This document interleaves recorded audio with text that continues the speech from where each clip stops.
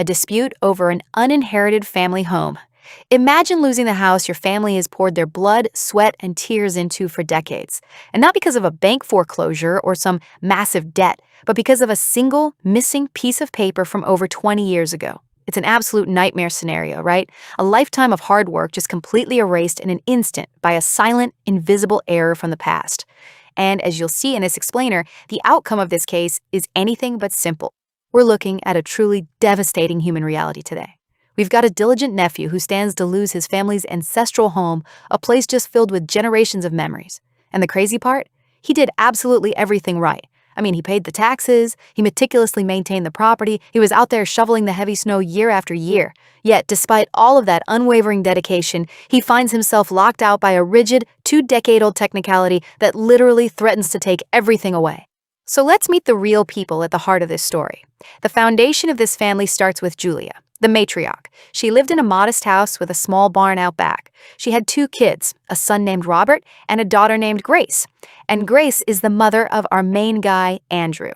At its core, this is a story about a home, but it's also about the very real struggle of financial hardship, the kind of everyday struggle that can actually keep a family from finalizing their official paperwork.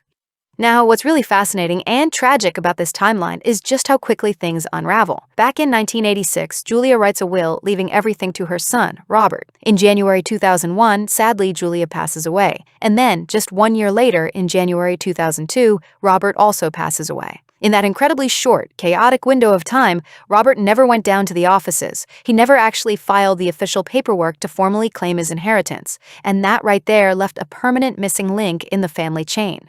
So for decades after Uncle Robert's death, the house essentially sat frozen in time on paper. But in the real world, it wasn't abandoned at all.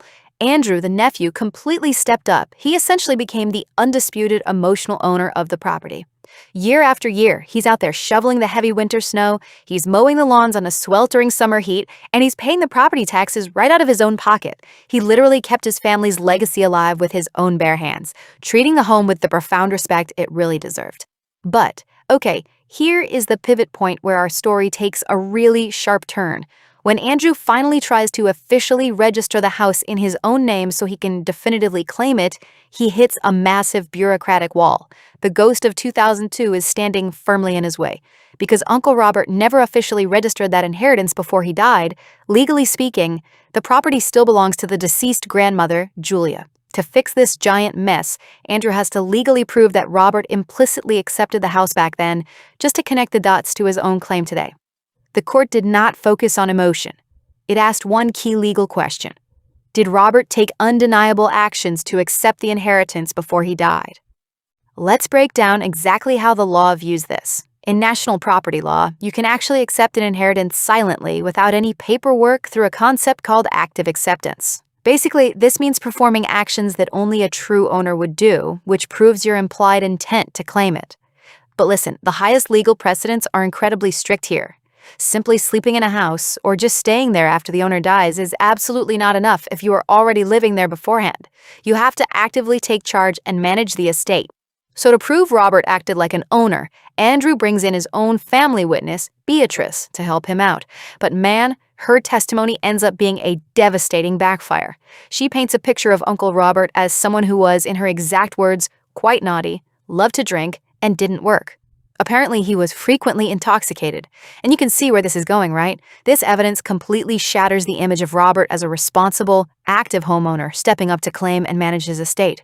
And unfortunately for Andrew, Beatrice's testimony continues when the court asks who actually took care of the house. Who did the daily chores and maintenance that a true owner would do. She stated super clearly that Andrew's mother brought the food and cleaned, and Andrew was the one who went to clear the snow and mow the grass. So was the rest of the family keeping the property intact, definitely not Robert. And this brilliantly illustrates the ultimate, heartbreaking paradox of this whole case. On one side, we have Andrew's actions, paying taxes, shoveling snow, fiercely maintaining the property. On the exact opposite side, we have Robert's actions, just sleeping in the house, drinking, and unemployment. Tragically, by proving his own immense dedication to the home, Andrew accidentally destroyed his own legal case. Let's look at the court's impartial reasoning here.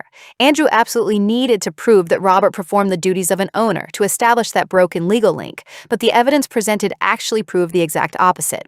Because Andrew and his mother were the ones providing the care, paying the bills, and doing the grueling maintenance year after year, well, the court concluded that Robert did absolutely nothing to actively accept the inheritance himself. So the really crucial takeaway here is understanding the incredibly strict nature of the burden of proof. The judge explicitly noted that the legal system relies exclusively on the facts presented in the courtroom. It does not rule on assumptions, and it certainly doesn't rule on what simply feels fair to the people involved. It is the sole responsibility of the applicant to provide the proof. The court is never going to proactively go out and search for evidence to save a family's home. If your own witness contradicts your claim, the court must rule on that established fact. Which brings us to the final outcome.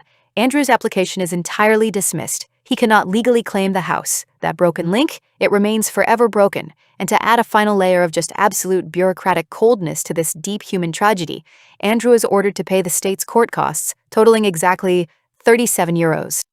As this whole explainer clearly shows, how the law works in real life can be incredibly harsh. In a court of law, emotional truth and assumed family rights will always lose to strict evidentiary rules. One decision changed everything.